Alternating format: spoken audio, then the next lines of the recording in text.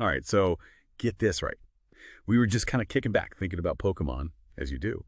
And we kind of stumbled across some seriously weird, cool Pokemon facts. Yeah.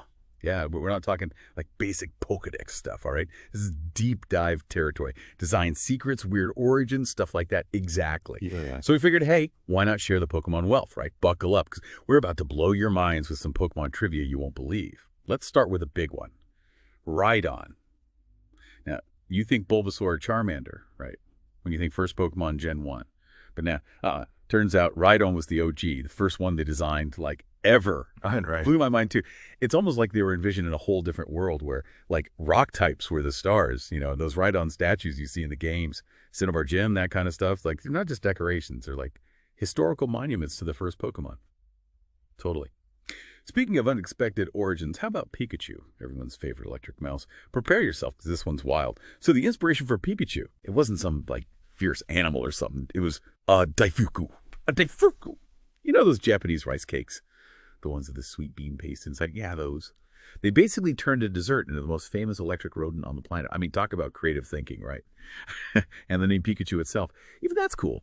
Pika means sparkle in Japanese. And chu is like the sound a mouse makes. Sparkle squeak? Get it. This next one's a bit on the spooky side. Ready for this? There's this fan theory that Gengar is Clefable's shadow. Yeah, I know, it sounds crazy, but think about it. Their shapes kind of match up, and Gengar's always lurking in the shadows, right? It's even called the shadow Pokemon in the Pokedex. It's like every Clefable has this dark side, this Gengar just waiting to emerge. Kind of creepy, kind of cool, right? All right, head scratcher. Wobbuffet, that weird psychic type that just kind of takes hits. So what if I told you that Wobbuffet's blue body is a decoy, and its tail is the real Pokemon? I know, right? It's out there. But the tail has eyes, and Wobbuffet guards that thing with its life. Makes you think, what's so special about that tail? Maybe it's where Wobbuffet's psychic powers come from. Or maybe it's something even weirder. Who knows? Last one, but definitely not least, Arcanine. You know that super cool fire type that always seemed a bit more legendary than the others? Well, guess what? It almost was a legendary Pokemon.